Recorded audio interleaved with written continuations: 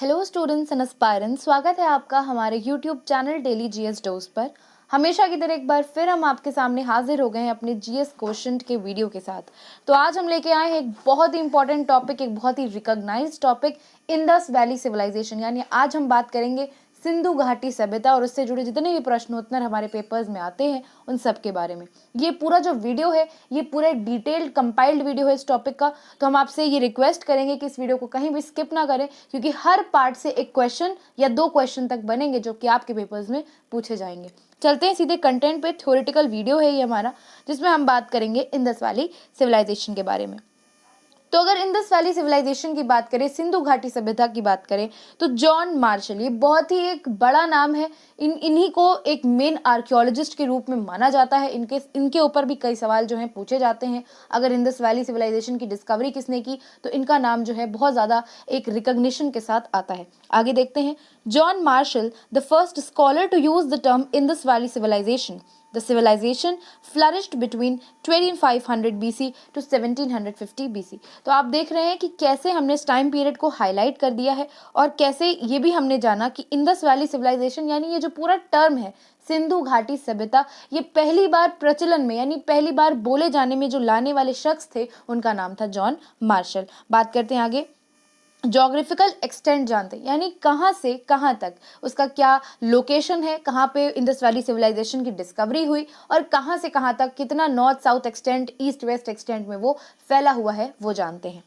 तो एक्सटेंट की बात करें, the Indus valley civilisation extended from Sutka Gandor in Balochistan in the west to Alamgirpur western UP in the east and from Manda Jammu in north to Daimabad Ahmednagar Maharashtra in the south.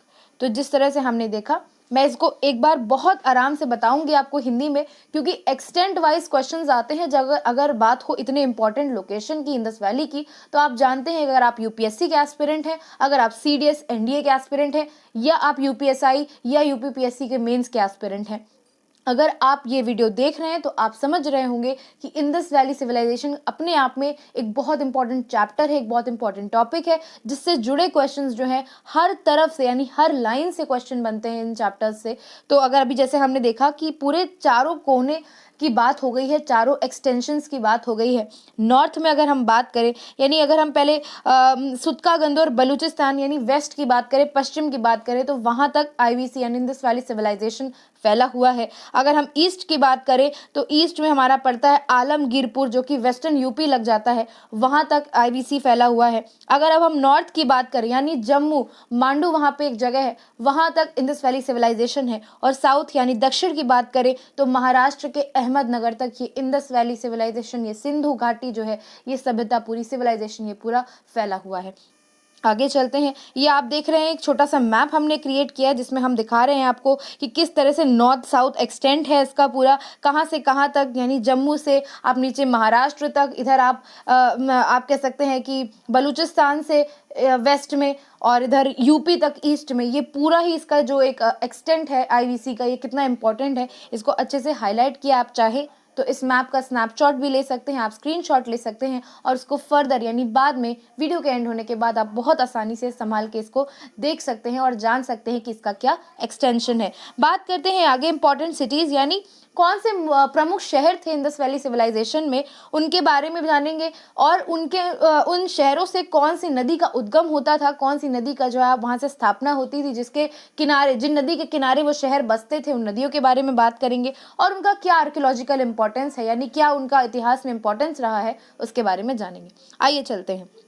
City के बारे में बात करें तो हड़प्पा सिटी जो है इंडस वैली सिविलाइजेशन की फर्स्ट मोस्ट इंपॉर्टेंट सिटी है, क्योंकि हड़प्पा का अपने आप में पूरा एक कल्चर था, पूरी एक एस्टैब्लिश्ड सिटी थी। अगर हर मायने में देखा जाए, अगर आप रफली एक एवरेज दें एक बेसिक एमिनिटीज के मामले में, तो ये सिविलाइजेशन था, ये टॉप का था। तो बात करें हड़प्पा की, तो ये रावी नदी के किनारे पे बसा हुआ था। और अगर इंपॉर्टेंस की बात करें, यानी ऐसी क्या प्रमुख चीजें थी शहर में जिसको अपने आप में अनोखा और खास बनाती थी, तो वो थी अ रो ऑफ 6 ग्रेनरीज। ग्रेनरीज ऐसी जगह थी जहाँ पे अनाज कूटा जाता था, अनाज रखा जाता था, वो उनको ग्रेनरीज कहते थे।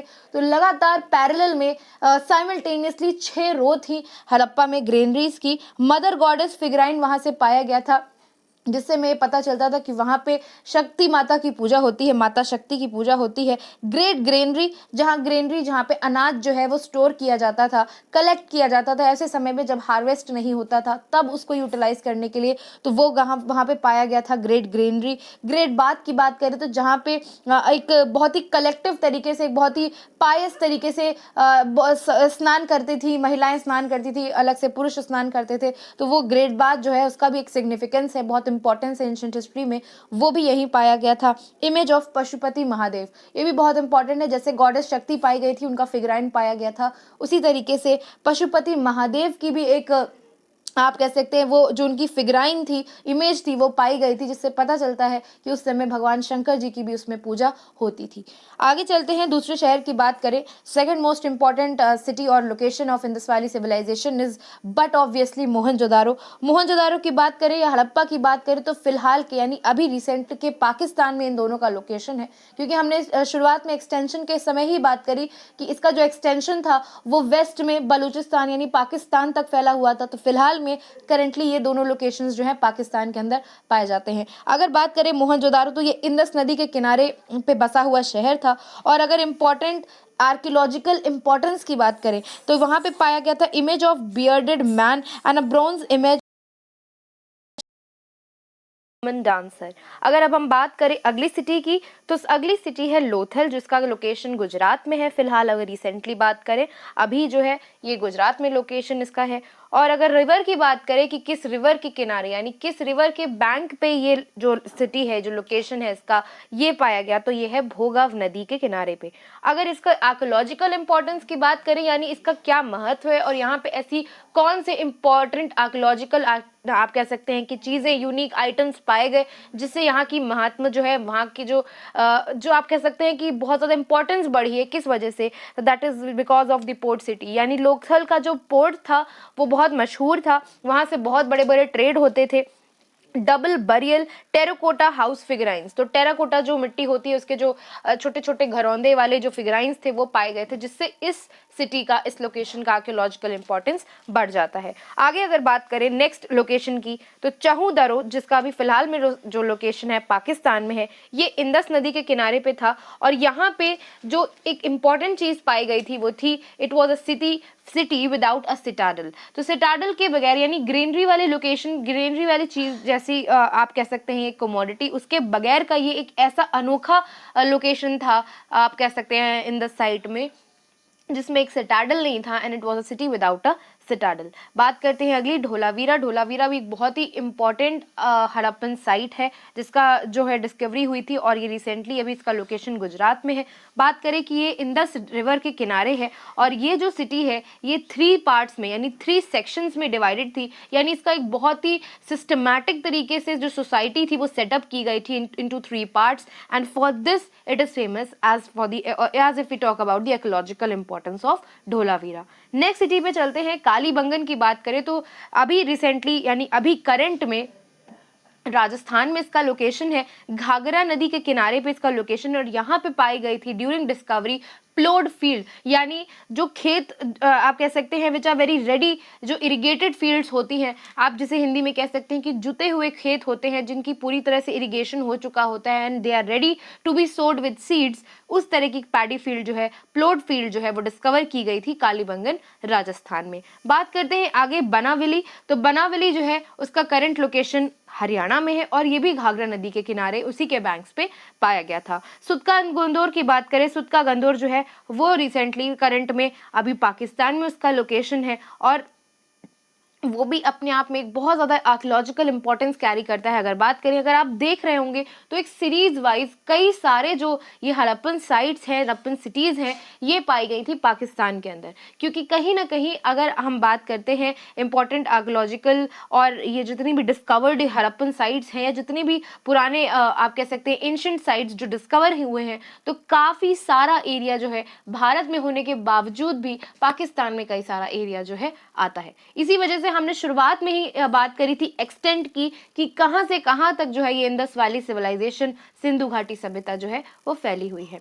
बात करते हैं आगे, सुतकोतड़ा जो है वो गुजरात में है करंटली, अगर बात करें इसका लोकेशन गुजरात में देखा जाता है। अब हम बात करेंगे कि आईवीसी यानी इंडस वैली सिविलाइजेशन यानी सिंधु घाटी सभ्यता की क्या क्या फीचर्स थे, क्या क्या इंपॉर्टेंट कैरेक्टरिस्टिक थी, क्या खास था वहाँ की जो सिटीज थी, जो साइट्स थी, जो डिस्कवर हुई थी उनमें। तो पहले हम बात करेंगे टाउन प्लानिंग के बारे में और क्या स्ट्रक्चर था इंडस वैली सिविलाइजेशन का, उसको जानते हैं। Grid system, chess board of town planning, यानी आप कह सकते हैं कि बहुत ही मैथमेटिकली आप कहें कि जैसे आज के इंजीनियर्स जो होते हैं वो बहुत ही जो जितना भी आप कह सकते हैं एक डिवाइडेड एरिया, एक डाइसेक्शनल एरिया में वो घर बनाते हैं, उसी तरीके से उस समय में इन एंशिएंट टाइम्स भी ड्यूरिंग इंडस वैली सिविलाइजेशन जो घर बने थे वो चेस बोर्ड ग्रिड सिस्टम के अकॉर्डिंग बने थे, यानी they were equal square of pieces of land for every house. बहुत ही सिस्टमैटिकली डिजाइन था उनकी जो टाउन प्लानिंग थी, बहुत अच्छे से वेल ग्रिड सिस्टम पे बेस थी। अगर दूसरे पॉइंट की बात करें, they were rectangular houses with brick lined bathrooms and wells together with stairways are found। तो रेक्टेंगुलर शेप के हाउसेस जो हैं वो डिस्कवर किए गए थे। और अगर हम बात करें कि वहाँ के बाथरूम्स और जो वेल्स थे यानी कि उनकी जो टॉयलेटरीज थी और जो उनके कुएं थे वो बहुत ज़्यादा मतलब आप कह सकते हैं अच्छे से, देवर नॉट एज मडी कि बहुत ही ज़्यादा मिट्टीदार हो या मडी हो, ऐसा भी नहीं था। वेल्स जो थे उनके उसमें प्रॉपर स्टेयरवेज थी, स्टेयरकेसेस थी नीचे जाने के लिए, उसको क्लीन रखने के लिए। और अगर हम बात करें बाथरूम्स की तो they were brick line so that जो वाटर है वो कलेक्ट ना हो and that could be a place safe place with a sanitated area. तो इस तरह से इनका जो ये टाउन प्लानिंग थी उसके कुछ इंपॉर्टेंट पॉइंट्स हमने डिस्कस किए। आगे चलते हैं तो ये लोग बर्न ब्रिक्स का यूज करते थे, जो भाट में ईंटें जो पकाए जाते हैं उन्हीं ब्रिक्स का इस्तेमाल करके घर में घर का जो निर्माण होता था, कंस्ट्रक्शन होता था, वो होता था ड्यूरिंग इंडस वैली सिविलाइजेशन। आगे बात करें तो इनका जो ड्रेनेज सिस्टम था, जो यूज्ड वाटर निकलने का जो पैसेज था दैट वाज अंडरग्राउंड, यानी जमीन के नीचे इन्होंने पूरा ड्रेनेज सिस्टम को प्लान किया था जिससे कोई भी जो क्लीनिंग इश्यूज होते हैं या कोई भी जो बाहर अगर आप देखें तो which creates a bad environment and a kind of unclean environment, तो वो क्रिएट ना हो, बाहर खूब सैनिटेशन और अच्छे से इंफ्रास्ट्रक्चर जो है वो क्लीन रहे, इस वजह से सारा जो ड्रेनेज सिस्टम था वो अंडरग्राउंड था। बात करें सिटाडल की तो फोर्टिफाइड सिटाडल था। तो इस तरीके से हमने देखा कि ये कुछ इंपॉर्टेंट मेन कैरेक्टरिस्टिक्स हैं, मेन फीचर्स हैं जो इंडस वैली सिविलाइजेशन की साइट्स को अपने आप में खास बनाते हैं। और कहीं ना कहीं आज भी जो हमारे सिलेबस में हर तरह के एग्जाम में, हर तरह के पेपर में अगर इंडस वैली सिविलाइजेशन के सवाल और उनसे जुड़े डिस्कवर्ड साइट्स के सवाल आते हैं, so basically this is all what deserves. तो अगर अब बात करते हैं कि वहाँ के एग्रीकल्चर कैसा था, वहाँ का कृषि उत्पाद कैसा था, क्या था वहाँ का एग्रीकल्चर, आइए जानते हैं। हिंडोन cotton major trade good, earliest people to produce cotton. तो कॉटन पे बहुत ज़्यादा जोर दिया गया था ड्यूरिंग इंडस वैली सिविलाइजेशन। वहाँ के लोग जो हैं वो रुई का, सूती का जो है बहुत ज़्यादा वो करते थे, उसका प्रोडक्शन करते थे in agriculture. Proofs of rice husk found, यानी चावल के ऊपर की जो धान की परत होती है उसके जो है वहाँ पे कह सकते हैं आप प्रूफ्स मिले हैं, जिससे पता चलता है कि चावल जो है वो उस टाइम पे कल्टीवेट किया जाता था, that was produced by the farmers of Indus valley civilization. बात करते हैं आगे, wheat and barley were majorly cultivated. तो व्हीट और बार्ले की भी जो साक्ष्य हैं, जो प्रूफ है वो भी मिले हैं, जिससे पता चलता है कि बहुत अच्छे तरीके से एक एक्सटेंसिव रूप में, एक एक्सटेंसिव फॉर्म में कल्टीवेशन होता था इन दो मेजर क्रॉप्स का।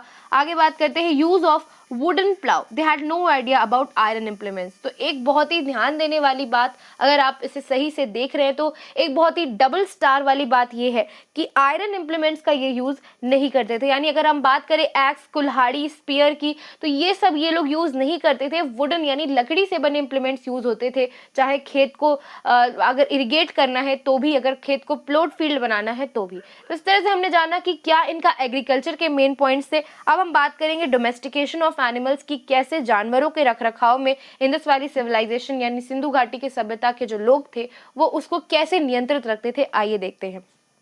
ऑक्सन्स, buffalo, goats, sheep and pigs were domesticated. तो ये जानवर जो है इनका जो है वहाँ पे पालन पोषण होता था। Asses and camels were used as beasts of burden. और इन जानवरों को, जैसे ऊंट की बात हो गई, घोड़ों की बात हो गई, खच्चर की बात हो गई, तो इन्हें सामान ढोने के लिए और सामान को एक तरफ से दूसरी तरफ ले जाने के लिए इनको as a burden, as a beast of burden use किया जाता था। बात करें एलिफेंट्स एंड राइनो की, तो उनके भी साक्ष्य पाए गए हैं कि उस समय उनकी भी जो है रियरिंग, उनका भी पालन पोषण होता होता था। Remains of horse found in Surkotada and evidence of horse in Mohenjodaro and Lothal are also found. तो सुरकोटोडा जिसका लोकेशन करंट में गुजरात में है, वहां पे रिमेन्स ऑफ हॉर्स पाए गए हैं, विच शोज अ प्रूफ कि हाउस जो हॉर्स था that was a major animal in domesticated animals. और अगर मोहनजोदारो और लोथल की बात करें तो वहां भी साक्ष्य पाए गए हैं हॉर्स के होने के और उसके डोमेस्टिकेशन के। But the civilisation was not horse centred. लेकिन इन सब साक्ष्य के होने के बावजूद हम ये नहीं कह सकते कि इंडस वैली सिविलाइजेशन के लोग पूरी तरीके से हॉर्स सेंटर्ड थे, यानी उनका जितना भी डोमेस्टिकेशन था वो सिर्फ हॉर्स पर ही निर्भर नहीं करता था। जैसे शुरुआत में ही मैंने आपको और जानवरों के नाम बताए, तो उन सब की भी रेयरिंग और कल्टीवेशन होता था। बात करते हैं इनके टेक्नोलॉजी और क्राफ्ट्स के बारे में। तो इंडस वैली सिविलाइजेशन यानी सिंधु घाटी सभ्यता के जो लोग थे उनका क्या क्राफ्ट था, क्या आर्ट मेकिंग था, क्या टेक्नोलॉजी वो उस समय में यूज करते थे इन एंशिएंट टाइम्स, आइए जानते हैं। ब्रॉन्ज, जिसको हम कॉपर और टिन से मिला के बनाते हैं, these tools were widely use, बहुत ज़्यादा इस्तेमाल किए जाते थे। स्टोन के इम्प्लीमेंट्स जो थे वर स्टिल इन वोक, वो भी यूज़ होते थे।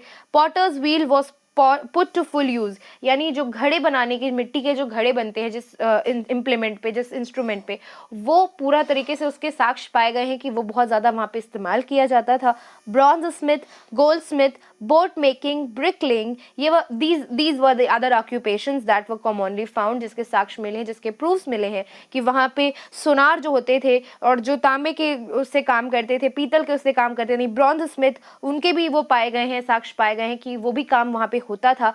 बोट मेकिंग यानी नाव बनाने का, ब्रिक लेइंग यानी मजदूरी का, घर बनाने का, इस तरह के भी जो कॉमन ऑक्यूपेशंस थे उसके प्रूफ्स मिले हैं इंडस वैली सिविलाइजेशन में, जो शो करते हैं कि वहाँ की जो साइट्स थी, those people and the people who lived there in particular Harappan sites और Mohenjodaro sites, they were very used to, very common to all these kind of occupations.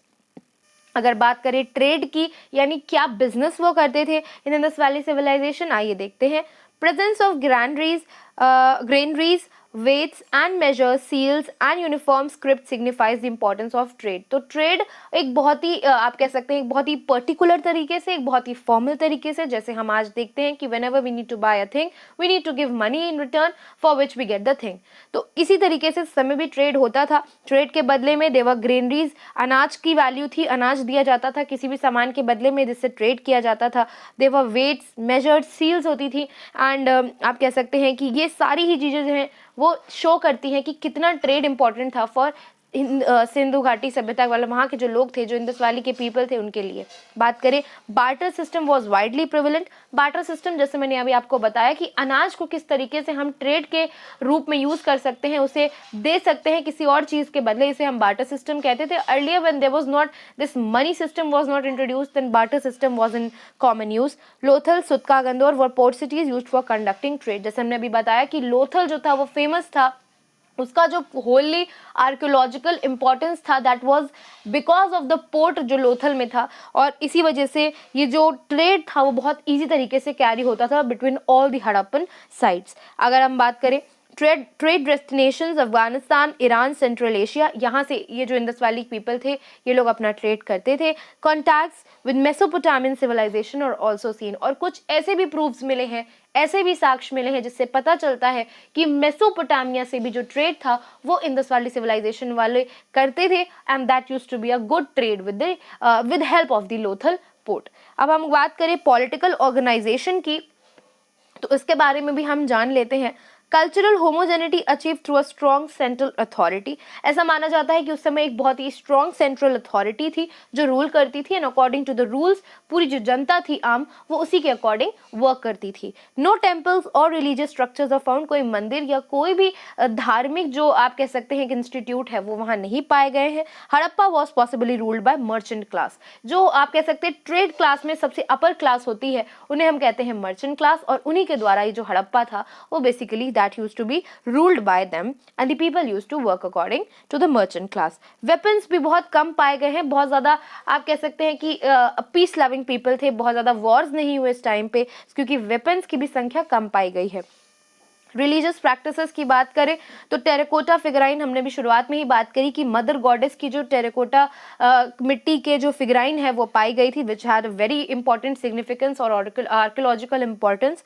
Flu and योनि की वर्शिप होती थी उस समय में। पशुपति महादेव सील पाई गई थी जिसमें elephant, tiger, rhino and a bull was surrounding him with 2 deer near his feet. तो इन जानवरों का भी आप कह सकते हैं डिपिक्शन है उस पर्टिकुलर सील में, जिसमें पशुपति महादेव अपनी अंतर्ध्यान की अवस्था में बैठे हुए हैं और उनके चारों तरफ एलिफेंट्स, टाइगर, राइनो, बुल और 2 डियर बैठे हुए हैं। तो ये दिखा रहा है कि how the god is actually seen with his whole halo behind him and the group of animal surrounding him, क्योंकि इससे ही पता चल रहा है कि कैसे उनकी बहुत ज़्यादा एक मतलब उनकी वर्शिप की जाती थी। और ये भी दिखाया जाता था कि ये जितने भी क्रिएचर्स हैं, चाहे इंसान हो, ह्यूमन हो या एनिमल्स हो, they were all under the worship of the god Pashupati Mahadev. आगे हम देखते हैं ट्री और एनिमल वर्शिप के बारे में, जानते हैं कि पेड़ों की भी क्या पूजा होती थी ड्यूरिंग इंडस वैली सिविलाइजेशन। तो हम बात करें कि people tree worship was found, यानी पीपल के पेड़ की जो है पूजा जो है उसके साक्ष्य पाए गए हैं कि उस समय के लोग जो है Indus valley civilisation people used to worship peepal tree.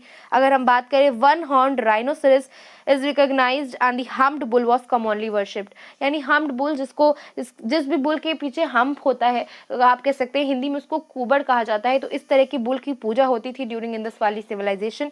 Use of amulets to ward off ghosts and evil spirits, यानी एम्यूलेट्स हिंदी में से ताबीज कहते हैं एम्यूलेट्स को, वो भी पाए गए हैं, जिससे पता चलता है कि लोग जो हैं वो घोस्ट और इविल स्पिरिट्स के सुपरस्टिशन बिलीफ से दूर रहने के लिए they use to wear of amulets. The lion was not known in Harappan culture, कहीं पे भी शेर के होने के साक्ष्य नहीं पाए गए हैं, जिससे पाया जाता है कि इस तरह का जो वाइल्ड लाइफ वाला जो एनिमल्स थे एक्सेप्ट एलिफेंट्स एंड राइनोसेरस, शेर वगैरह जो थे वो काफ़ी ज़्यादा दूर थे फ्रॉम दी हड़प्पन सिविलाइजेशन और from the Indus valley civilisation.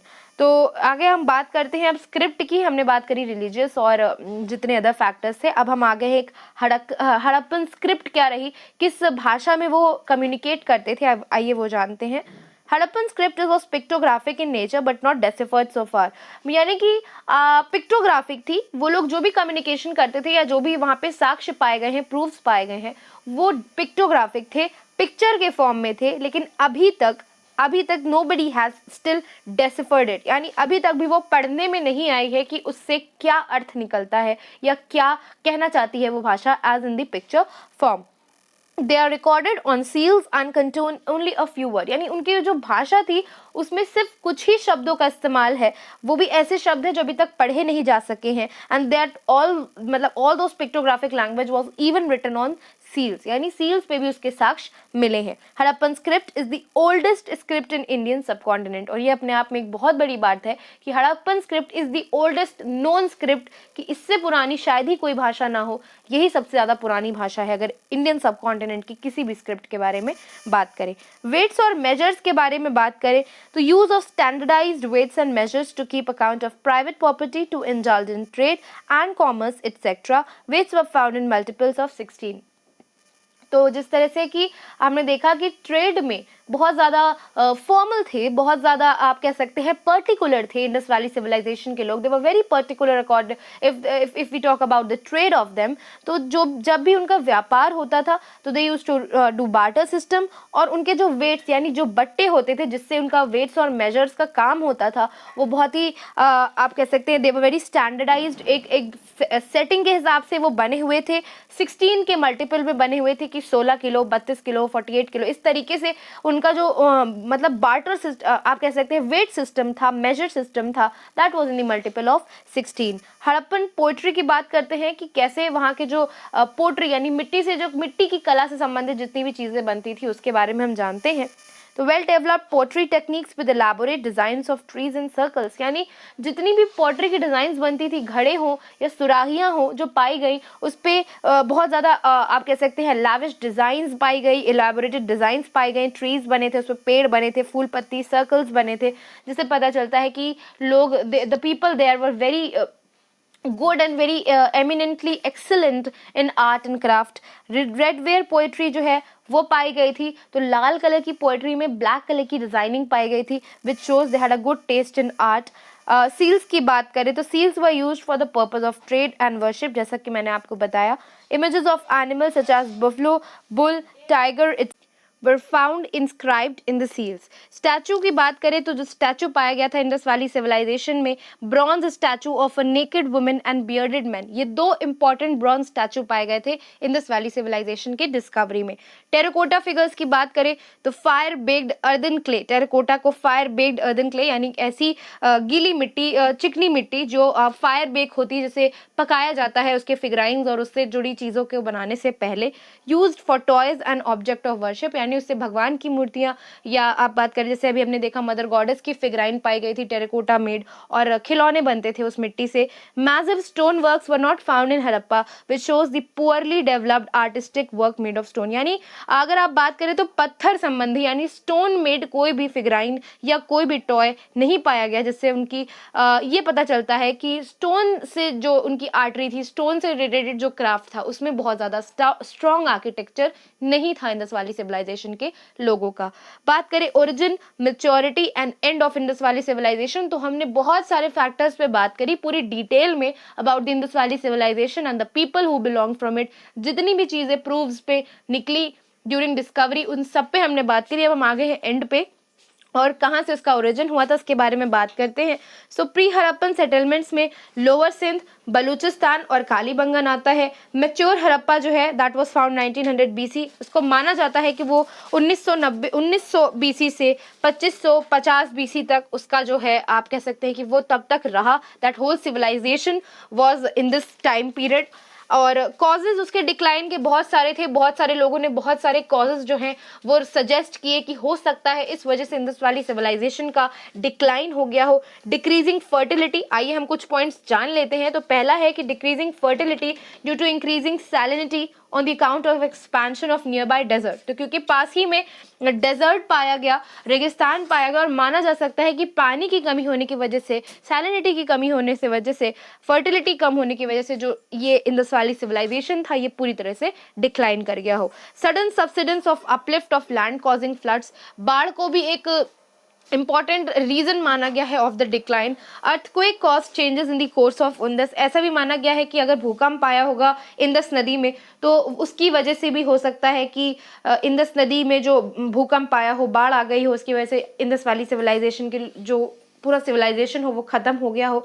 Harappan culture destroyed by invading Aryans, और आर्यंस को भी माना गया है कि आर्यंस ने कहीं ना कहीं हड़प्पन कल्चर का पूरा जो है एक जो स्थापत्य था वो खत्म कर दिया हो, और इस वजह से इंडस वैली सिविलाइजेशन खत्म हो गया।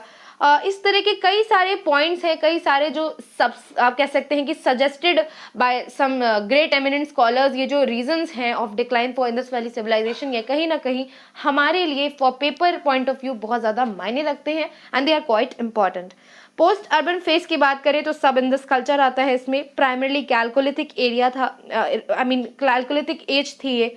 Development of Ahar culture, Malwa culture, Jorwe culture at various phases in post Harappan civilisation.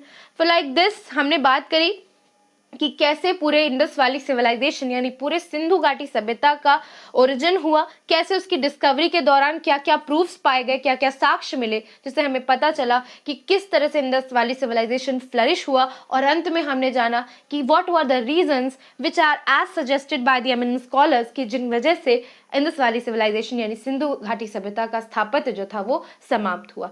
तो उम्मीद करते हैं कि आपको ये full detailed video of Indus valley civilisation बहुत अच्छे से समझ में आया होगा। You are quite understanding the importance of this topic and the questions related to this in the upcoming papers. Hope करते हैं कि ये वीडियो आपको कहीं ना कहीं आपके पेपर्स की प्रिपरेशन के लिए बहुत ज़्यादा इंपॉर्टेंट और यूजफुल साबित हो। इसी उम्मीद के साथ मिलेंगे आपसे अगले वीडियो में, तब तक के लिए फिलहाल में लेते हैं विदा। आप जारी रखें अपनी तैयारी, keep boosting your preparation with daily GS dose and do not subscribe to like our channel and subscribe and share the video. Thank you for watching this video. Jai Hind, Jai Bharat.